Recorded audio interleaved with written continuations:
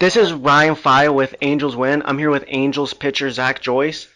So I wanted to kind of touch on your season that you've had with Tennessee and Low A this past year, but before we get into that, I wanted to kind of bring up when you went to Tennessee, you had gotten Tommy John surgery that led into a bit of an extended hiatus. I'm curious as to what it was that kind of led to you realizing you needed Tommy John, and what was the process of rehabbing like during COVID? Yeah, so it's I guess, kind of a long story, but my sophomore year at Walter State, I committed to Tennessee in September because we kind of had like a fall season and a spring season. So going into the spring in January, actually, kind of was just throwing a bullpen and it just kind of felt a pop. Kind of knew right away, but honestly tried to keep throwing through it, which probably wasn't a good idea. And ended up having to get Tommy John in January. And kind of coming back from that, it was just a really weird timing for all of it. You know, I was committed to Tennessee. I knew I was going there the next year, but I had to miss the whole season. And then the season actually got canceled because of COVID. So it was just kind of like a really weird time. All the physical therapy places were kind of closed down. So going through that whole process pretty much on my own, I kind of just didn't go well. And then going into Tennessee, I just kind of started throwing, didn't feel great, would just kind of keep trying to throw through it, and it really kind of took a toll on me mentally because obviously that my dream, basically my whole life was to play at Tennessee, and then kind of got there and realized that I just didn't have it, or I felt like I didn't have it anymore. So that took a pretty bad toll mentally, and ended up having some pretty bad panic attacks basically every day. Diagnosed with clinical depression, and really pushed a lot of people away and blamed it all on baseball. So that's kind of how that all happened. I just kind of blamed all the mental stuff on baseball, even though it was just, something that happens. It was a weird time for everyone. So that's kind of the whole story with that. That's interesting that you blamed it on baseball. So I was curious as to what was like one of the things that helped pull you out of that whole like clinical depression, that panic disorder. In the back of my head, I was thinking like it was probably baseball that like helped you pull out of that. But it's interesting that you felt like baseball was the problem. Yeah, it's not even. It's more not really.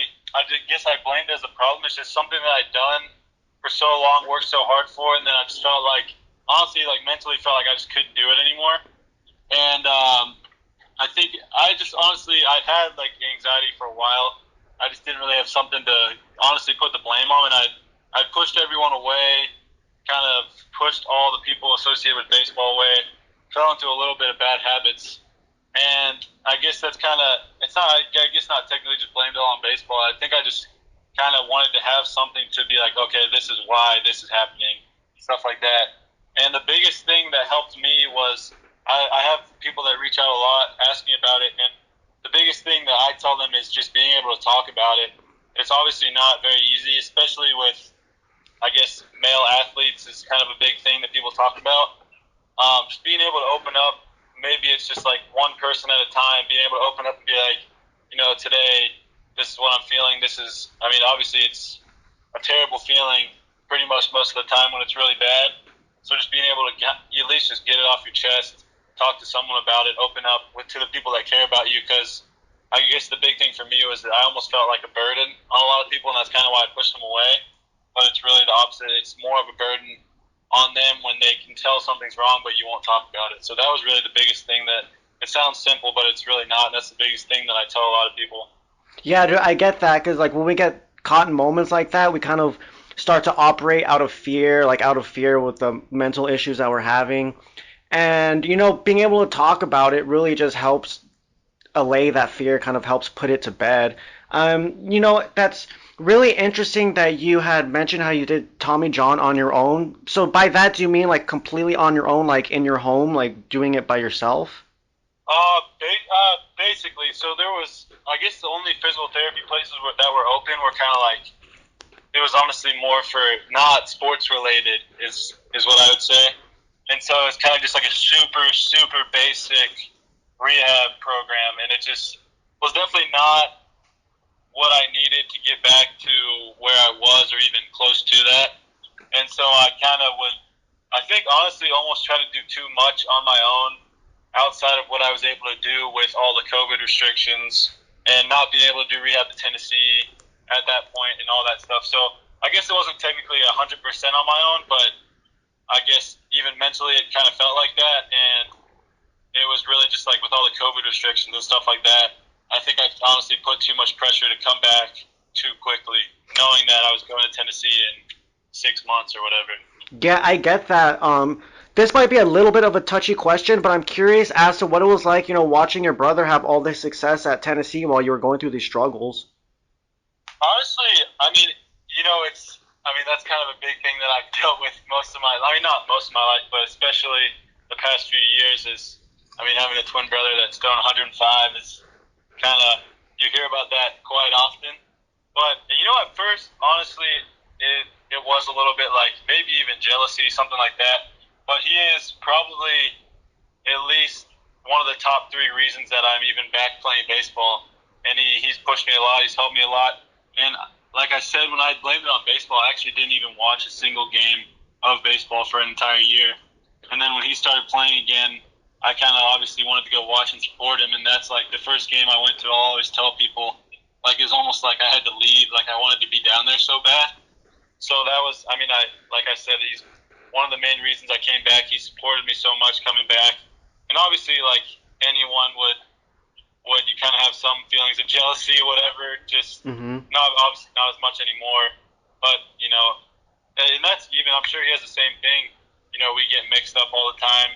You have a lot of times like you'll do something and someone will literally think that you're your brother or something Mm-hmm. like that. So it's just kind of an interesting thing. But like I said, he's super supportive. Helped me a lot through the whole process of coming back, the whole process of playing at Tennessee, the whole process of getting drafted. So I definitely wouldn't be here without him. Yeah, man, and it's super cool seeing you guys follow like the same path all the way up to your professional career. Have you guys like talked a lot this off season about like just the idea of you guys pitching in the same bullpen at the big leagues? Honestly, it's kind of something we haven't really talked about too much, but it has been honestly the past couple of years. It's been weird not being on the same team, because we had been so used to, like you said, everything has kind of been, we played on the same team growing up every year, basically the same position. Like in high school, we would literally alternate closing games every other game, pretty Okay. much.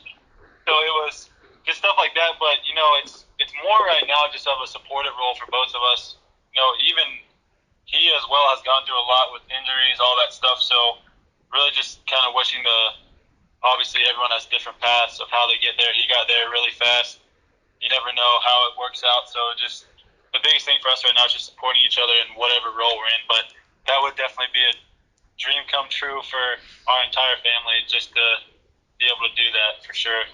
Yeah, man, it would be a dream come true for Angel fans and the whole baseball world too to see that. And I wanted to start getting into the actual aspect of you pitching. So when you came back into Tennessee, how hard was it for you to shake that initial rust off?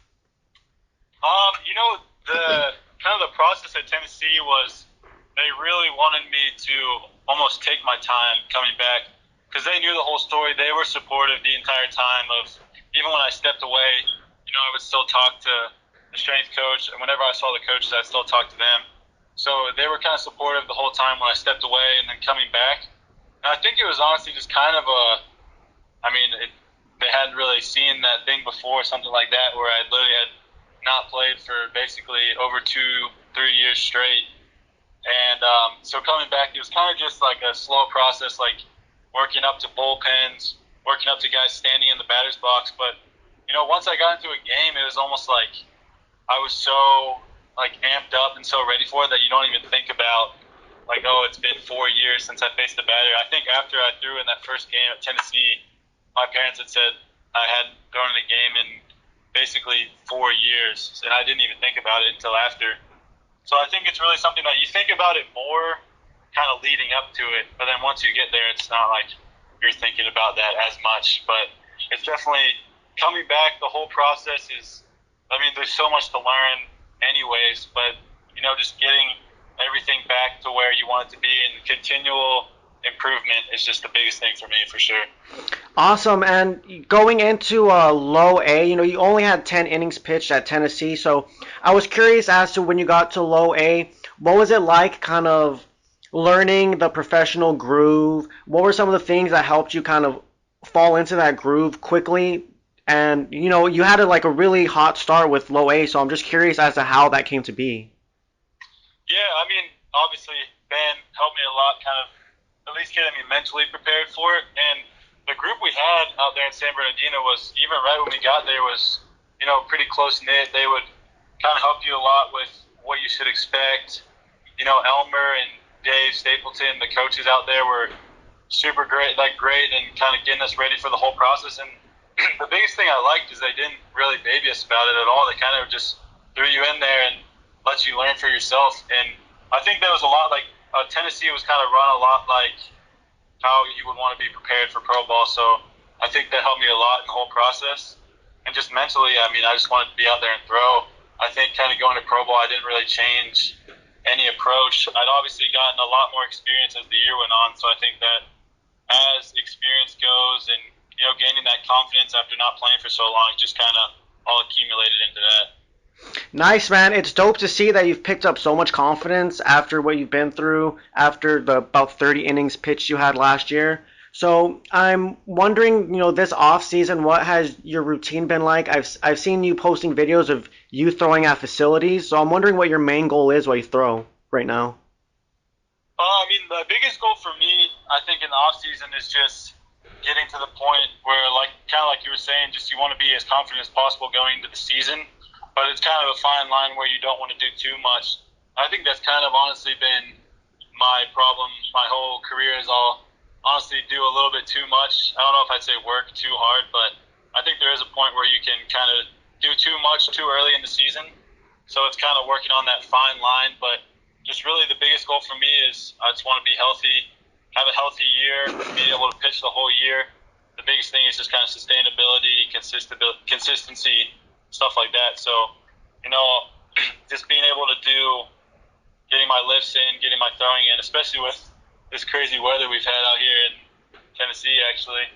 But I got to go out to Arizona and do that mini camp, and it was great to meet all the people and kind of get a more solidified plan going into the year. Did you meet Ron Washington in Arizona? Yeah, he was out there. He actually talked to us multiple times, kind of like the whole group. And it was awesome. He's a super, super impressive guy. It's incredible for the organization that he's there, and you could tell how much he cared about, all of us that were there at that camp, about the whole organization, about building that new culture. And it was honestly kind of surreal at first to hear him talk because it's someone that you've, grown up hearing about of how good of a coach he is, and then seeing it in person, it was pretty incredible. Yeah, that is pretty awesome. He has so much to say about the game of baseball. He has so much to share. So I'm wondering if there was anything specific he said that really stuck with you. Honestly, the biggest thing that he talked about for me, because growing up, honestly, a fear of failure was a real thing, especially having how competitive me and my brother were. And the biggest thing that he said, I know multiple times, was that baseball is a game of failure. And it sounds like everyone says it, but he's like, the biggest thing is when you fail, having your teammates around you to keep you up, but also using that as an experience to keep getting better, continually getting better. And his big thing was talking about how hard you have to work to get to where you want to be, and how that's kind of going to be the culture that they want to have around the organization. That's cool. That's super cool to hear that he's coming out and reaching out to guys, the lower end of the organization. It's cool as an Angel fan to see that because, we've just been wanting to see people that are more involved in what's happening with the prospects and development. So, that's really cool to see he's reaching out. Is it okay if I ask you a few more questions, some real quick questions? Yeah, for sure. So, correct me if I'm wrong, but back in Tennessee, you had kind of started to develop a cutter, that you were throwing a slider, you started to develop a cutter a little bit more. Is that correct? Yes. So I just wanted to know how that cutter was coming along in low A, and if that's something that you've really had to focus on as you're developing yourself to a professional level. Yeah, that has kind of been, honestly, in low A, I think that was kind of the main pitch that I threw even more than my fastball. And the biggest thing for me this offseason is kind of having that cutter, it's more of just like a harder slider. Honestly, it's kind of more of a mental thing calling it a cutter, so I think about throwing it harder. Mm-hmm. But it's more of like a cutter and then a true slider. So you have a pitch that comes out almost looking the same, but it's, as it comes out of your hand, it looks the same, but the shape's a little bit different, and the change in speed is a big thing too. So that's kind of obviously a main thing that I've been working on this off season. And the biggest thing is just kind of getting that consistency with both pitches so they don't look too much alike or look too different coming out of your hand. So it's good. That definitely in Tennessee and in low A last year, the cutter was kind of, especially in low A, was kind of the main pitch that I'd thrown working on. And now it's really just solidifying those two different off-speed pitches. Okay, so do you see yourself as a cutter fastball type of pitcher? Honestly, that's kind of what I have been, but adding that other slider is just something that you can, and working on being able to throw it to both righties and lefties, working that off your fastball is a big thing for me, but I don't really think I'm like specifically just the cutter fastball pitcher. I think the big thing that I've kind of worked on, especially the last couple of years, is I guess it's tunneling, pitch sequencing. So being able to play things off of my fastball and play my fastball off of my off-speed pitches. So, I guess now adding that slider, I wouldn't want to just say I'm a fastball cutter guy. Okay, cool. Because, yeah, when you were talking about the cutter fastball combo, I was thinking, like, that sounds a bit Mariano Rivera. And, building off of that, I'm just kind of curious as to who you modeled yourself after growing up. Who do you kind of most see yourself in when you watch them pitch? Honestly, a big thing, and really they talked about a lot in my high school, is how different every pitcher is. So I don't want to be like, oh, I want to be exactly like this guy. I think it's more like I would like to model my mentality off of people like you said, Mariano Rivera, watching guys that can, come in at the end of the game, and even, Eddie Gallardo, which I've got to meet a lot since he's been around the organization. I kind of got to go back and watch him throw, and it's just a guy that he comes in the game and you know that you can trust him, that he's going to at least give everything he has anytime his name is called on. So the biggest thing that I honestly like modeling my game on is more of the mental side. And I think especially kind of as I've grown up and learned more about baseball, is everyone throws so different. And it's like if you want to model exactly like how someone else throws, it's probably not going to work for you. But now obviously I have me and Ben have pretty similar mechanics, so I guess I have that, but I think it's more of the mental side that I like to model my game off of.